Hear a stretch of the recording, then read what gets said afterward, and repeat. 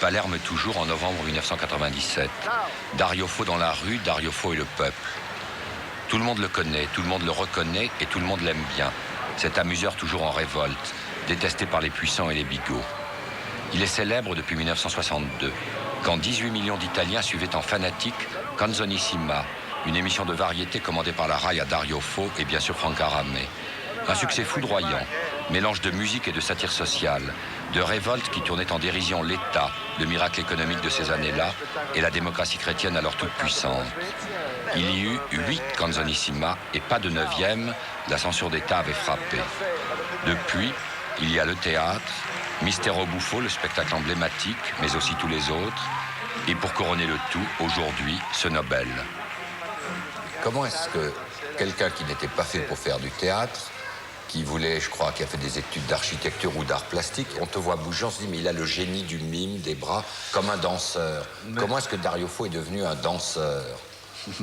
Mais surtout, j'étais fille de la balle avec de grandes quantités de pères et de mères lorsque je suis né. J'étais né dans le lac Majeur. Lac Majeur, dans un petit pays, s'appelle Porto Valtravalia, où il y avait les souffleurs de vetro, comment ça dit? De verre. Verre. Une fabrique, une usine très importante, avec les souffleurs qui venaient par toute l'Europe. C'était i maestri. Et il était tout. Il était des fableurs incroyables. Et il racontait. Il était des battleurs vraiment incroyables.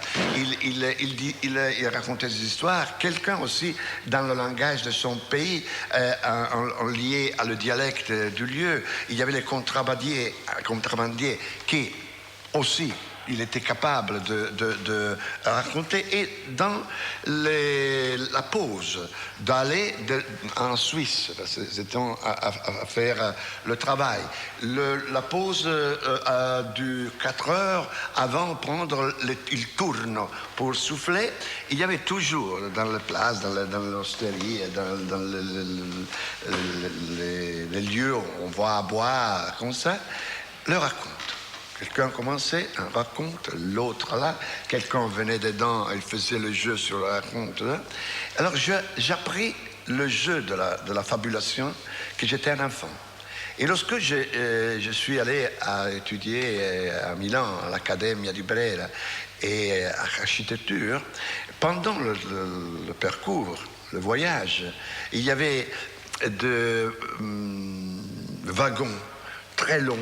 Et il n'y avait pas la division, hein, tout ensemble. Alors moi, je commençais à jouer, à raconter une histoire que j'avais appris chez moi.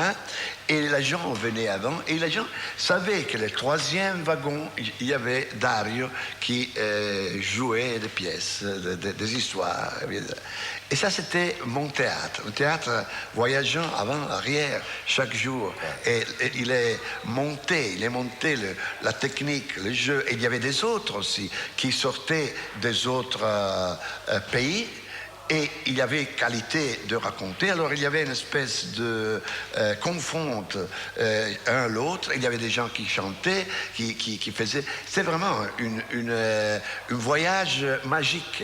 Et maintenant, ils m'ont demandé, les ferrovies, de refaire ce voyage parce que encore on se raconte à 50 ans de longueur, 5 ans. Toute la gens qui voyagent disent ah c'était beau lorsque il y avait le théâtre sur le train. Mais tu n'avais pas décidé de faire un métier? Non, pas encore. Après, c'était vraiment naturel. Je suis arrivé naturellement. Il disait, oh, on s'amuse un peu, je monte sur la scène, quelquefois dans des spectacles de bénéficence, de bénéfiance, de bienfaisance, bénéficenza en italien. Et après, il est devenu normal, je parti, comme ça. Et puis il y a la rencontre avec Franca. Franca, c'était déterminant. Elle, c'était vraiment une comédienne naturelle. Elle était fille de la balle, dites-vous, figlia d'arte, et elle a un métier naturel, une force, un sens de la synthèse, du rythme. Un giorno che sto signor era lì inginocchiato nella sua cappella a far finta di pregare, all'improvviso il Deo Padre, pitturato sul muro, de colpo si mette a parlare. Ehi, fituso! A voi finire di priare per finta? La famille Ram, elle fait du théâtre depuis quand? Dal 600. Dal 600. Cioè, le origini partono da là. Et ça n'a jamais arrêté. Loro partirono con teatro di persona, teatro con marionette, teatro con burattini e poi ad un certo punto capirono che questa arte con l'avvento del cinema andava scomparendo e allora si misero a recitare loro usando però in teatro tutti i trucchi del teatro delle marionette. Quindi era qualcosa di grande, erano molto intelligenti i miei genitori. Devo conferire con il giudice immantinente. Riferitelo al signor giudice che io sto qua. Qua. Ehi, guardo! Io, Disgraziato! Lì a guardare qua. Cosa te fai? Te fai mostra di tirare fuori la spada. Ma no, ma io non tengo alcuna spada, è una borsa questa. Una borsa con del denaro per corrompere il signor giudice? No. Ma mi temate? Mi temate? Non ho ancora picchiato. Mi temate? Je pensais de n'être pas un vrai homme de théâtre, d'être un jongleur, mais les jongleurs n'étaient pas encore acceptés dans le théâtre où j'étais arrivé, le théâtre de tradition. Qui faisait les jongleries, c'était les jongleurs, évidemment. Mais pas seulement lié à la question de la religion, mais aussi de la vie, la question de vivre, la question des taxes, la question de la violence, du pouvoir, etc. Eh bien, il y avait partout dans le clou, dans les coins de la rue, dans les places, devant l'église, partout, il y avait des jongleurs. Et pourquoi tellement nombreux? Parce que les jongleurs, c'était les journaux parlés du peuple. Dans le Moyen-Âge, le peuple ne savait ni lire ni écrire. Eh bien, grâce aux jongleurs, ils venaient à savoir les nouvelles, mais pas seulement les nouvelles, ils savaient aussi comprendre la question qu'il y avait derrière, se faire conscience de ce qui se passait, et surtout ce qui se passait pas seulement directement chez lui, mais dans d'autres pays, les habitudes, ce qui se passait des autres guerres, des autres situations. C'est-à-dire que grâce aux jongleurs, les gens prenaient conscience. Bien, il y avait beaucoup de ce personnage-là, de ce comédien qui faisait les jongleries. Ruzzante, tu penses, c'est mon grand maître, il était un grand acteur, il était vraiment un acteur que tout le monde a accepté cette idée bien claire. C'était le premier qui a appris toute la tradition latine, qui a appris la tradition des écrivains italiens, qu'il était déjà nombreux. Et il a traduit dans une théâtralité forte, plein d'humour, d'ironie, de rage. C'est le seul qui décrit une bataille avec le mort, le massacre, avec tout le désespoir et la rage contre l'idée de tuer sans raison. Sans une raison humaine surtout. J'ai appris, côté de Ruzzante, la possibilité de détruire la langue et de reconstruire la langue. Se incontriamo con spagnol, è il tranquillo unico che può arrivare di che le fate sciavi. Dans Johan Padan, Dario Fo s'attaque au mythe de Christophe Colomb, au mythe de la glorieuse épopée de la conquête des Amériques, en fait une entreprise d'intolérance et de cruauté menée par l'Occident très chrétien. Delezzano il pollo, ma come quel farve? Per farvi capire cos'è l'anima, cos'è il Deo, cos'è il... Bisogna farvi dottrina, ma chi non è un cappellano, che è un prevete. un anticristo blasfematore mi farà dottrina per farvi cristiani. Allora, chiaro, la prima roba meravigliosa che ha i cristiani nell'anima, l'anima la va in cielo, eterna, lei se ne creativo, se ne stai toccativo il corpo, lo va all'inferno, amen, per tutta l'eternità. Ma attento, la roba che dovete capire è questa, che il Dio è unico, ma è anche trino. On che leon, le vedi che leon, le vedi che leon, le doi, leon, oi che le doi, leon, don, diritto, secto, oi che le tre, le doi, leon, non capivo neanche a me. J'ai appris de reconstruire la langue, de reconstruire vis-à-vis à le son, à l'humour, et à employer des mots qui n'existent pas dans la lettre, qui n'existent pas dans la possibilité de réécrire. Quand j'arrive à certains moments dans l'écriture, j'écris Gramelot. Alors je commence Gramelot et je cherche de donner dans des sons qui ressemblent, mais c'est inutile, il faut chacun apprendre la forme des... c'est même que dire saute périlleux. Alors ici, saute périlleux. Era typisant la perruque, l'antiblique, qui remplit le boss.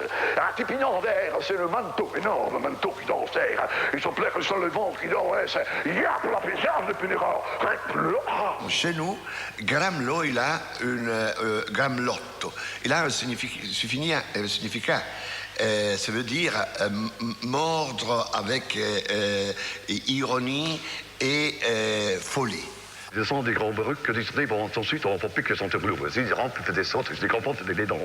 S'ils rampent en se disant, je dis, on va faire des ensuite, on ponton, je dis, cheveux, quand on agit dans un dépôt, on agit dans un popon. Rentre, vas-y, qu'on s'entend pas, on va y te croire, ensuite, on monte perruque. Et la première fois que j'étais en France à jouer, et alors j'ai eu un courage, 25 années passées avant. Alors j'étais au théâtre et je dis, j'essaye de faire le Gramelot français. Que c'était le grand exhibition des comiques de l'art, je savais bien. Et alors j'ai commencé à faire un Gramelot de Scapino sur vis-à-vis. Et je commençais à jouer et retendir als de bidon sur les perruques, stopper als het is dus doekje, als lap mijn vuur, als het is confesse, pliet, ce petite que je rompe, religion, ça te pousse pour moi, c'est l'autre, ils sont faits, et j'ai rêve, si tu voulais prendre en France de rire, et il y avait le public, quelqu'un, il a commencé à dire, oh, qu'il est beau, le français de la Renaissance. Est-ce qu'il y a des Gramelots allemands? T'as déjà Oui, mais tous les Gramelots. Les Espagnols. On va dire, que c'est ce qui dit Gramelot. Un bout de Gramelot allemand, je meurs d'envie d'entendre. Mais je joue le Gramelot allemand des soldats allemands qui étaient en Italie dans le 1500, dans une pièce, alors... Quando spiove il fas gras, risontetos pronta i vec, e sa strekken tjo van de strekken la at vist, te pides, e sa trakket kot grikom brak de grec, sa sacriketo, sa die. L'ancien Gramelot, presque Longobar. Oh, mais ça dit que c'est de bigots le Wabert, c'est de vieux beau Redel. C'est à vous? Ouais. Sai che devo, per che io sei che devi essere, che da dare, se devi. Che mi dà, ti vuoi? Pie, te, ta, pa, tu, pa, che te, ta, tu, per, te, vale, sa, de, pico, vale, ta, tita, che lo fai bene.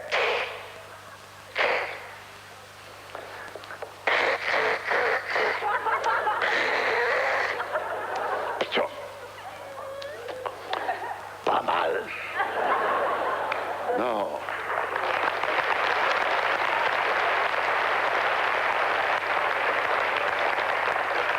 Non, la violence. Non, cette violence.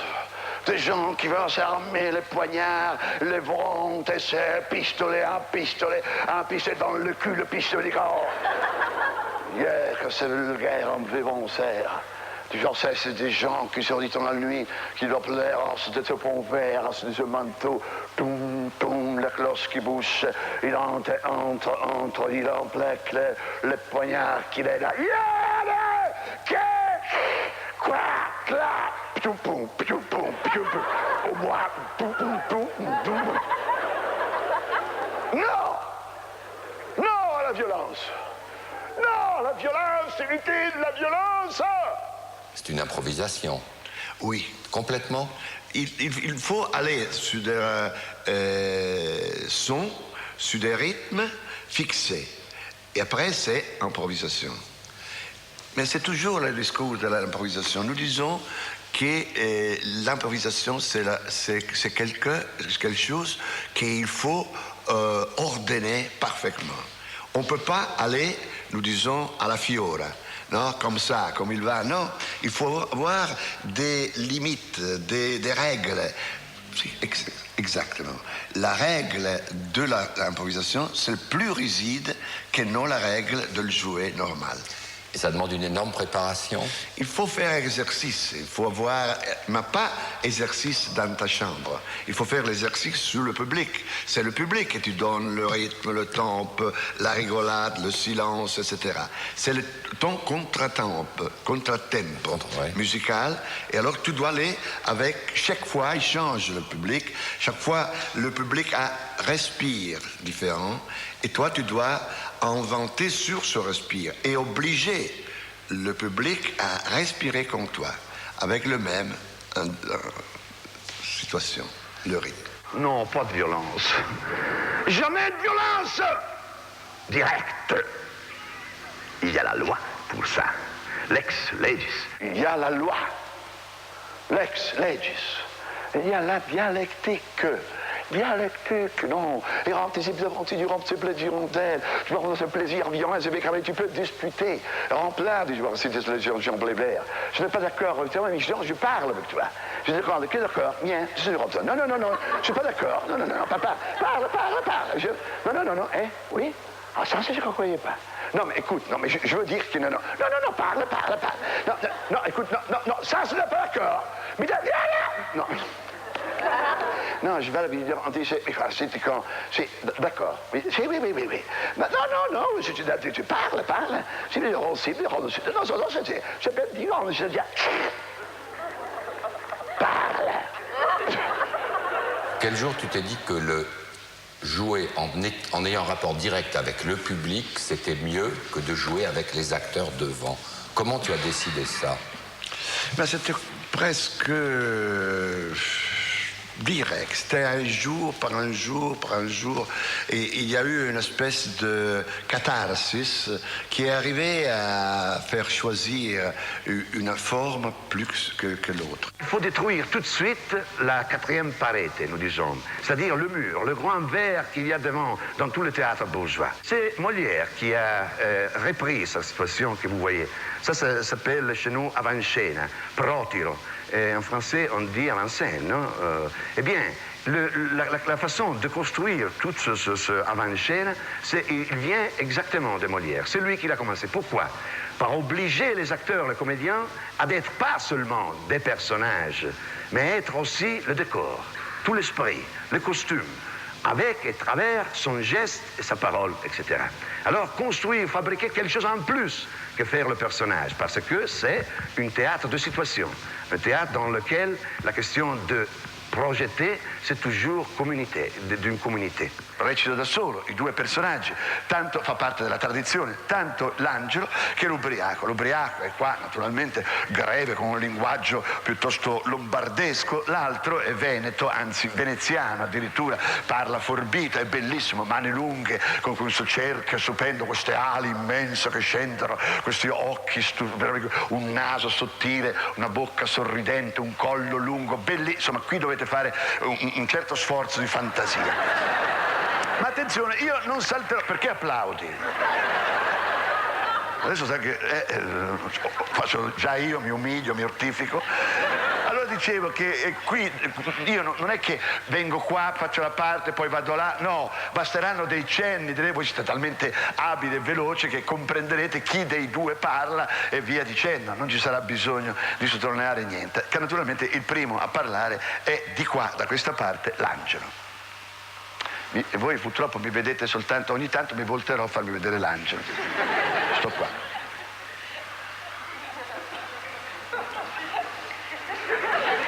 Fate attenzione, brava gente, che vi vuoi contare di una storia vera, una storia che le naide antica al mondo ancora non che anche vi vuoi contare di una storia meravigliosa che non è. Oh, briaco, zitto, ma vuoi contare anche me? No, ti non te conti, che lo sprologo sono mio e devo raccontare, fora, ma, zitto.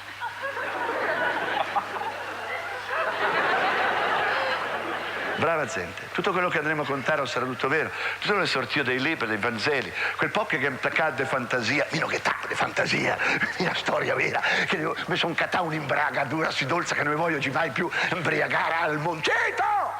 Briago! Ma non posso neanche contare, no! Ma come non posso? No, ti non te conti! Ma no, non posso neanche fiadare, no! Zitto! Oh, male, mio, come...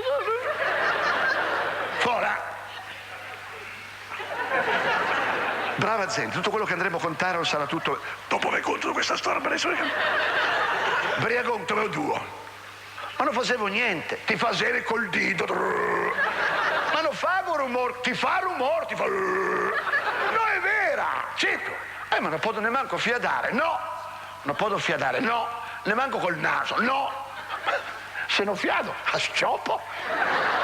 Scioppa. Ma se scioppo a fare un rumore, scioppa in silenzio.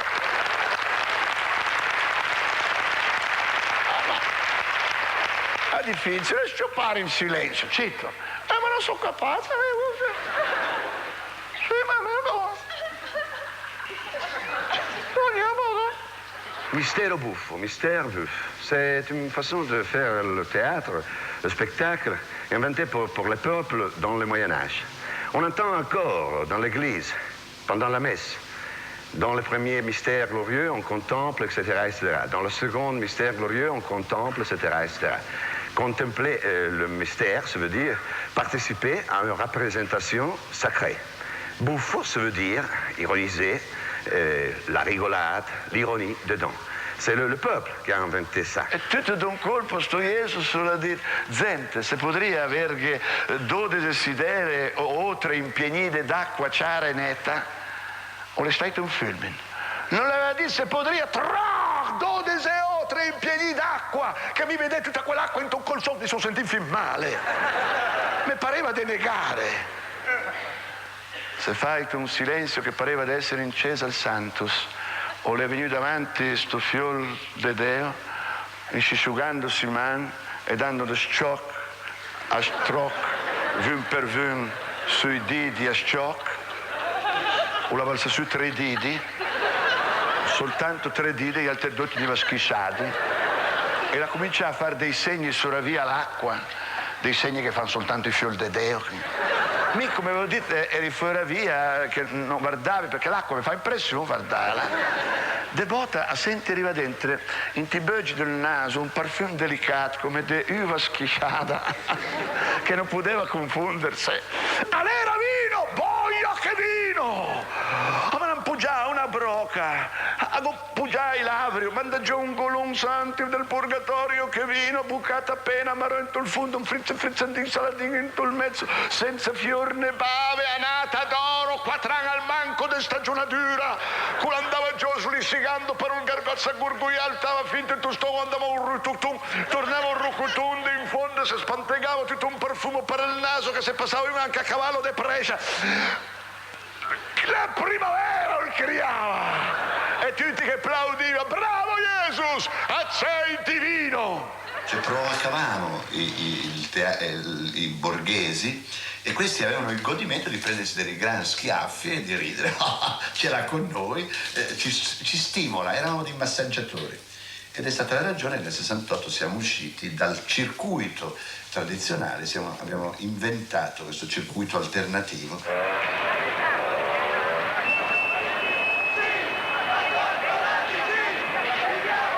Dans cette Italie tumultueuse, cette Italie au bord de la guerre civile des années 70-80, Dario Fo e Franca Ramè était à l'écoute de toutes les révoltes, attentif à toutes les injustices.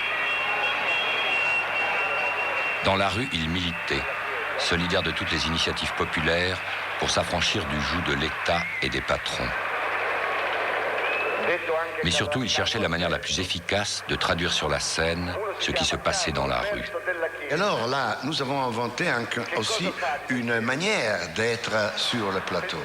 Et on ne peut pas le faire dans le même théâtre où vient l'agent normal. Qu'est-ce que c'est les gens normaux à la bourgeoisie? Ceux qui ont de l'argent, oui. Bon. Oui, mais une bourgeoisie, certaines fois, ouvert, mais la plupart, c'était des gens de marchandises, c'était des industriels, ou pire encore, des gens qui travaillent à côté des industriels et les patrons. Alors, nous avons commencé à aller dans la périphérie et nous avons organisé une distribution à côté du Parti communiste et du Parti socialiste, qui avait des groupes, oui, ils étaient ensemble, qui avaient des groupes organisatifs qui n'avaient jamais fait du théâtre. Pas de musique, pas de spectacle, pas de culture. Et alors nous avons obligé à remplir cet espace et nous sommes allés à faire le théâtre. 1975, 2 ans avant l'enlèvement d'Aldo Moro, dont on connaît la fin tragique, Dario Fo invente l'enlèvement de Fanfani. Fanfani, l'homme le plus puissant de la démocratie chrétienne de l'époque. C'est un faux enlèvement fabriqué et manipulé par l'État pour discréditer l'extrême gauche, c'est-à-dire toute la gauche. Dario Fo joue Fanfani. Fanfani n'était pas grand, Dario Fo en fait un nain. Cosa volete da me? Siete le brigate rosse, ho capito, volete farmi parlare, sputtanarci, far sapere alla gente fino a che punto siamo dentro ai tentati colpi di Stato, le rapine, poi siamo dentro i massacri e le stragi. No! Non parlo! E anche nel tuo peso ti sembra di lievitare, c'è di sospeso.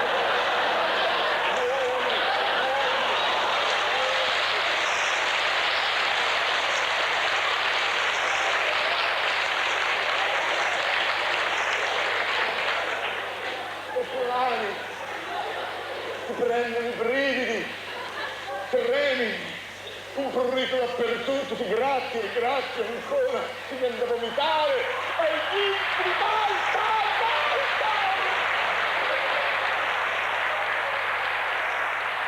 Tout ce jeu, dans des palais des sports, dans des lieux, c'est un mode de jeu très différent du théâtre classique, tout d'un coup. Nous jouons les 3 équipes, toutes les équipes ensemble, des jeunes qui venaient après, des autres équipes qui venaient de l'Amérique, par exemple, qui venaient aussi de la France, jeunes qui arrivaient de l'Allemagne. C'était une chose incroyable, d'une vivacité, d'une allégresse. Et surtout, c'était l'agent qui nous disait il faut jouer une pièce. Avant d'avoir une idée de ce que nous devons écrire, faisons des assemblées. Eh bien, on parle, on discute de ce qu'il faut faire et on choisit des thèmes. Après, on commence à écrire un canovaccio, disons-nous, non? C'est-à-dire, comment se dit canovaccio? Un canevas. Bien, et après, on lit ce canevas. Après, on le met en avant, on discute encore. Et encore, pendant la répétition, chaque semaine, il y a les camarades, pas seulement les ouvriers masculins, mais les filles, les femmes qui travaillent, etc., de le quartier, aussi les étudiants qui travaillent liés à la classe ouvrière, qui viennent, on discute. C'était un groupe d'ouvrières qui faisait le travail dans la maison. Lavoro a domicilio, avec les machineries, et il faisait la laine ou la soie. Une métier à tisserie. Si. Mais dedans sa maison, avec les enfants, à domicile. Et qu'est-ce qu'il faisait alors? Et alors, il m'a montré à nous la vie qu'il faisait, que c'était terrible, hein, parce que toute la vie, il a lié la machine, devient la patronne de toute sa vie. Et nous avons mis en scène ça, et les gens qui venaient voir voyaient soi-même sur la scène, et ils criaient. C'était une chose incroyable. Il criait et il faisait le double de jeu à nous qui nous étions là-bas. Et après, il venait à la fin, il y avait toujours un débat, il montait, il montrait à nous le vrai geste qu'il fallait faire. Alors toi, tu as fait comme ça, comme ça, comme ça, comme ça. Non, elle est 1, 2, 3. 1, 2, 1, 2, 3. 1, 2, 3, là, arrête, mon fil, tiens, l'autre, ouais, merci. Aspetti che pensi la che muru se sveglia, che muru se sveglia, e mi son che filanda. Aspetti che pensi la che muru se sveglia, per accompagnarmi a casa, per accompagnarmi a casa, per accompagnarmi a letto, per fare un bel sognetto, per fare un bel sognetto, per accompagnarmi a casa, per accompagnarmi a letto, per fare un bel sognetto, e poi per fare l'amore. Quando sento il primo fischio, il mio sangue comincia a tremare. E se sbaglio una sola volta, e se sbaglio una sola volta, Quando sento il primo fischio, il mio sangue comincia a tremare, e se sbaglio una sola volta, nella multa mi tocca pagare. Non ti cari, se vuoi fare l'amore, anche le file regnerà, non stia a guardare che colori, non stia a guardare che colori, non stia a guardare che le mani, le più della caldera allera, che rischia che fa male. Je dois dire que c'est vrai, à la chaîne, on ne peut pas chanter. Il y a un peu de bruit. Et le rythme, c'est pas bien. Oui. Et on ne peut pas avoir aussi la joie de tenir le rythme sur une machine de la chaîne. Mais les ouvriers, ils découvrent sans possibilité de s'exprimer pendant la lutte.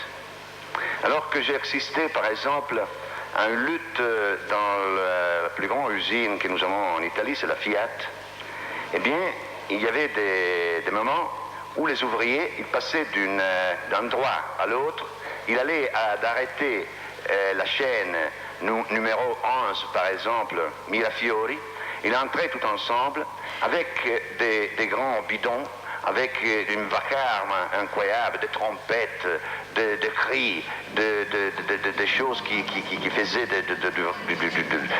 du bruit, non? Et des rythmes dedans pour faire terminer, bloquer la production. Uomini e donne, qualche ragazzino vecchio diciamo, Non spinge! che spinge, 1000 posti in piedi, 1000 sigarette, c'è un fumo che non ci vedi, apri il finestrino. Ma no, chiudi, cretino! E perché non vieni con noi in fabbrica che ti facciamo abituare? Ogni giorno all'alba sul treno, pendolari delle FFSS, cari bestiame, c'è seconda classe, viaggi di ore e ore, su treni e autobus, come fatti, ritmo, ritmo, viaggi che facciamo per la produzione, ma che paghiamo noi paghiamo tutto, paghiamo anche la crisi che ci hanno regalato loro, ritmo, ritmo, paghiamo per la cassa malattia professionale, paghiamo per la multa degli ospedali, paghiamo per i licenzi, paghiamo per i censi, paghiamo per l'anticonversione e la ristrutturazione, ma poi ricordiamo la cassa integrazione, ritmo, ritmo, odiamo la nevrosi, la cava e gli idioti, il ritmo alla catena, ritmo, ritmo, e poi sei sempre occupato di dare il padrone, sei molto sestaccato, poi togli la produzione, ritmo, ritmo, all'anno comunista, se poi la sentenza, la lira va giù, i prezzi va su, la paga va giù, i ritmi va su, lavora di più, lavora di più, lavora di più, lavora di più, lavora di più.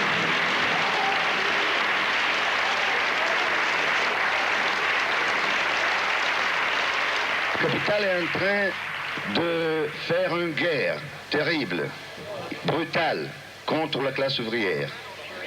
Il organise la crise. C'est une fausse crise. C'est inventé exprès pour couper les genoux à tout le mouvement ouvrier.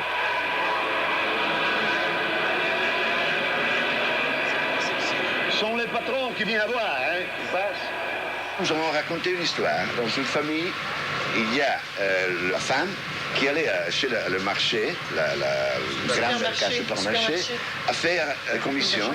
Il est arrivé dans ce lieu-là que tout ensemble ont décidé de ne pas payer les prix qui sont augmentés et de payer la moitié. Ils sont arrivés sur la caisse, non? Alors la caisse, on dit ça. Combien coûte? Non, moitié. Ça. Non, moitié. Et alors, ils sont sortis avec tout incroyable. Il est arrivé la police. Dans tous les quartiers, il est parti une histoire incroyable. Et nous avons raconté cette histoire dans le spectacle. Alors, c'est évidemment que les ouvriers ont dit, alors, ce spectacle-là, nous le voulons chez nous, dans le quartier-là. Nous prenons le cinéma-là, tu viens à faire ce spectacle-là. On fait dans la rue, on fait dans le cinéma, dans une église consacrée. Désaffecté. Et ils faisaient la propagande, ils sont allés à mettre les affiches sur les murs.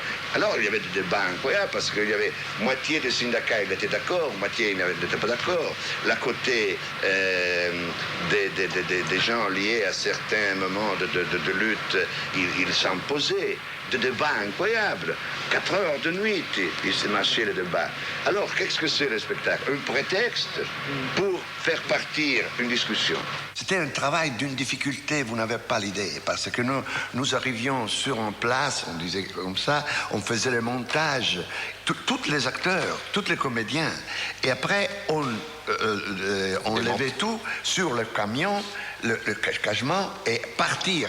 Et on faisait des dialogues, des débats qui arrivaient à les 3 heures de la nuit. Et ensemble, il y avait des ouvriers ils partaient par le travail directement du théâtre. Et nous étions obligés à voyager et arriver loin.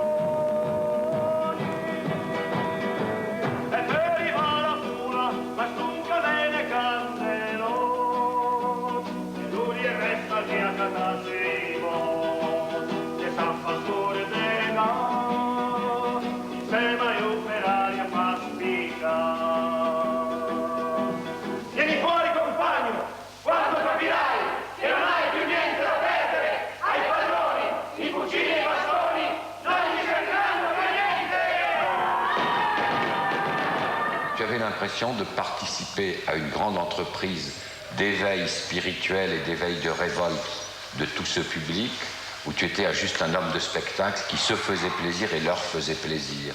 Non, c'était surtout, nous avons découvert bien clair, que lorsque nous avions des images fantastiques sur elles dans la réalité, alors on arrivait loin. On ne devait pas seulement reproduire ce que nous avons vu. Et même l'agent n'était pas content de voir une mécanique reproduction de la vérité. Ils voulaient voir, eux, qu'il y venait des personnages héroïques dans la scène. Héroïque ça veut dire pas héroïsme positif avec la plume, avec le manteau. Non, l'héroïsme de la vie, de la résistance, d'être dans l'humanité et avoir un poids dans l'humanité, la lutte de la dignité de l'homme.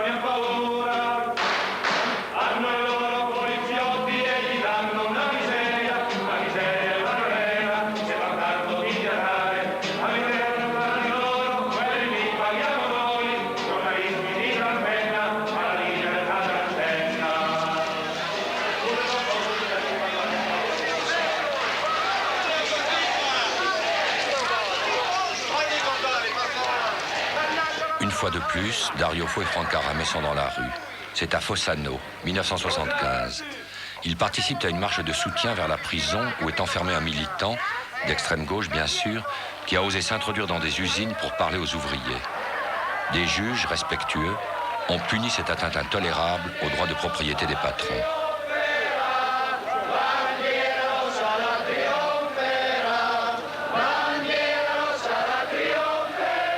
Est-ce que tu avais l'impression de prendre des risques? C'était dangereux ta manière de travailler. Si, mais c'était le soutien de l'agent. L'agent était enthousiaste. Il venait sur la montagne. C'est vraiment quelque chose de mythique, religieux dans le travail que nous faisions. Et le risque. Il y avait des gens, des fois, qui ont mis les bombes. Il est sauté par l'air. Par exemple, le théâtre de Milan, que nous avions toute le droite de la scène. Et c'était une fortune extraordinaire parce que 10 minutes avant, il y avait deux qui étaient endormis. Là, ils étaient dans le théâtre. Ils sont arrivés là sur le fond, ils se sautaient tout par l'air et toutes les maisons après, tout le verre, les vitres, les spectres, ils sont croulés complètement. Et c'était quoi? C'était les gens d'extrême droite qui détestaient Dario Fo totalement? Oui, mais c'est pas ça. Je crois que c'était la police spéciale. Le même on fait, on brûlait, on mis le feu à des cinémas. Ils ont cherché de nous faire brûler la maison. Et ça, c'était quoi? Pour punir d'avoir écrit mort accidentelle d'un anarchiste? Cette pièce connaîtra un immense succès que la police, un peu plus tard, fera payer à Dario Fo d'un bref séjour en prison. Elle s'inspire d'un fait réel. Un an auparavant, Giuseppe Pinelli, un anarchiste, soupçonné d'attentat par la police, était tombé mort du 4e étage d'un commissariat où on l'interrogeait. Suicide, prétend la police, crime policier clame toute la gauche et toute la presse. Dario Fo met en scène cette histoire autour du personnage d'une enquêtrice naïve qui très sérieusement essaie de reconstituer la scène du soi-disant suicide avec les policiers, acteurs du drame. Dans le dossier qui accompagne l'ordonnance de clôture du juge des affaires classées, il manque le rapport d'expertise sur la parabole de la chute. La parabole de la chute? Oui, la parabole de la chute du prétendu suicidé. À quoi ça sert? À établir si au moment où l'anarchiste est passé par la fenêtre, il était en vie ou non. C'est-à-dire s'il a pris un minimum d'élan, ou bien s'il est tombé inanimé en glissant le long du mur. S'il y a eu des fractures, des lésions aux bras, aux mains. Or, le rapport d'expertise a prouvé qu'il...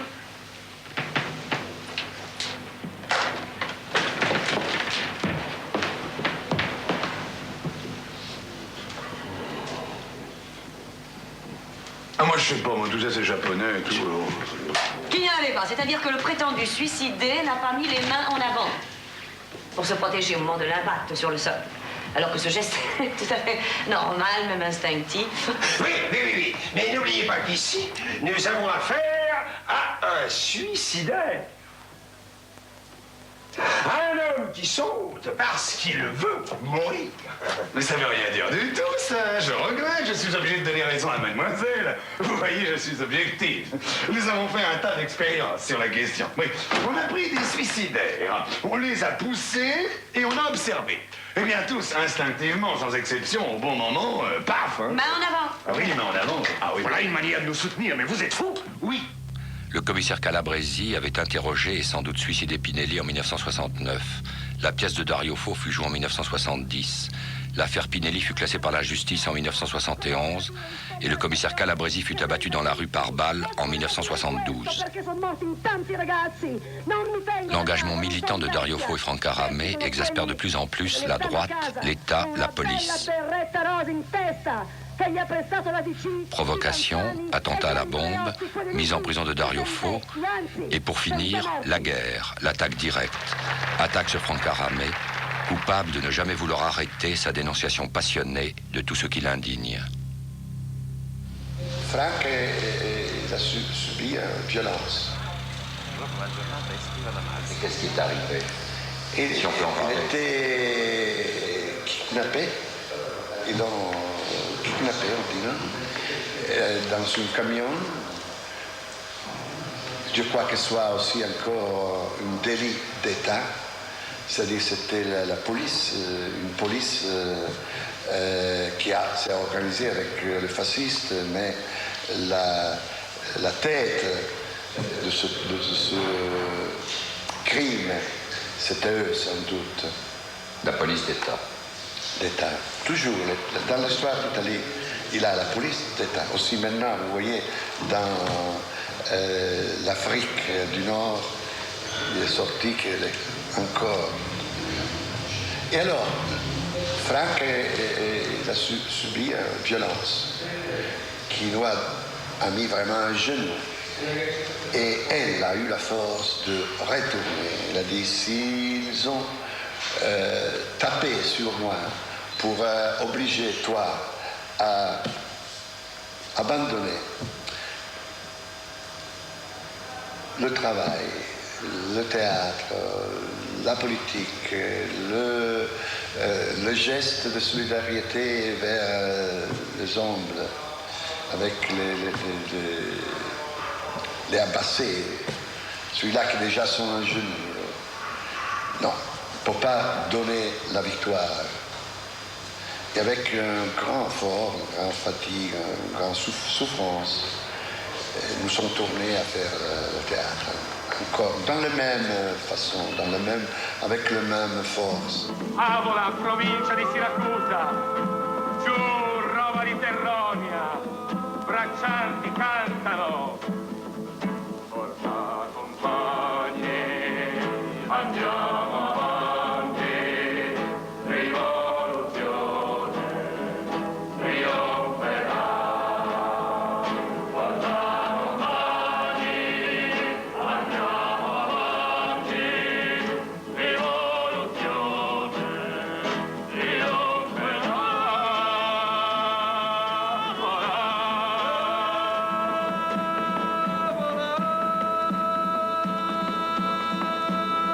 Lungo le strade fermano camion, hanno rovesciato 2 macchine. Gente, basta! Così non si può andare avanti! Ci strozzano!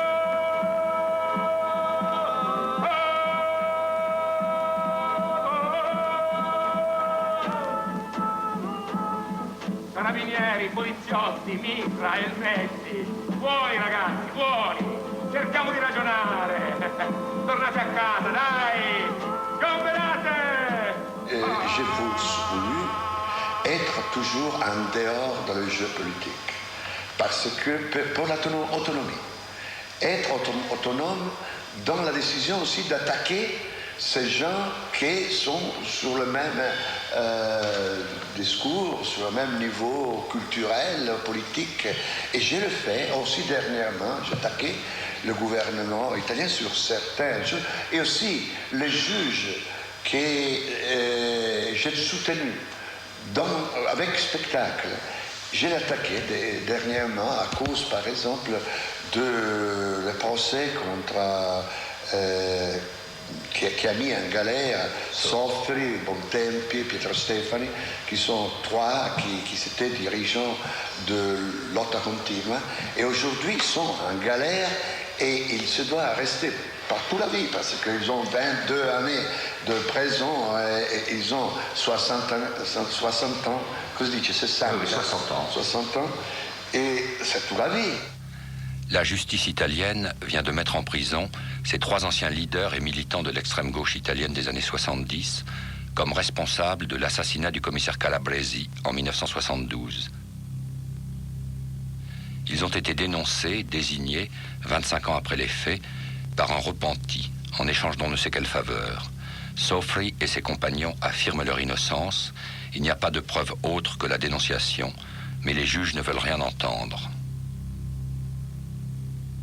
Nous sommes en train de faire une grande lutte et moi je suis en train d'écrire un spectacle comme Storia accidentale di un anarchico, come Pum Pum qui est la polizia, pour faire comprendre à la gens qu'il y a la injustice, où il y a l'injustice. Et je reprends tout le procès. Je fais le procès à nouveau, comme s'il était un vrai procès. Il ne veut pas faire le procès, le juge, et alors nous, sur le plateau, nous retournons à faire Et je pense que ce soit la seule façon d'être présent dans notre temps et faire aussi de l'art. Parce que l'art qui part de le besoin des hommes, de la justice, de le problème de participer à la souffrance de la gens, je crois que soit une façon d'être présent dans la vie. Ça veut dire que tu n'as pas l'impression d'avoir lutté pour rien depuis 30 ans ou 40 ans. Tu n'as pas l'impression que vu ce qu'est devenu le monde, te dire mais pourquoi j'ai... C'est notre devoir continuer. Nous sommes des intellectuels. C'est déjà un grand privilège que le monde et la fortune a donné à nous. Et alors il faut arrisquer, se mettre dans le risque. On dit risque. Se mettre dans le danger. Oui. Danger pour démontrer que nous sommes vraiment celui-là. C'est-à-dire des gens présents dans la société et qui luttent et qui font quelque chose. À travers notre moyen, que c'est tellement important. C'est pas vrai que le théâtre c'est quelque chose qu'on peut voir le soir comme ça, détendu. Non, il faut faire un théâtre qui pousse, qui fait violence sur les consciences et cherche de faire sortir une nouvelle façon de raisonner, de penser les choses.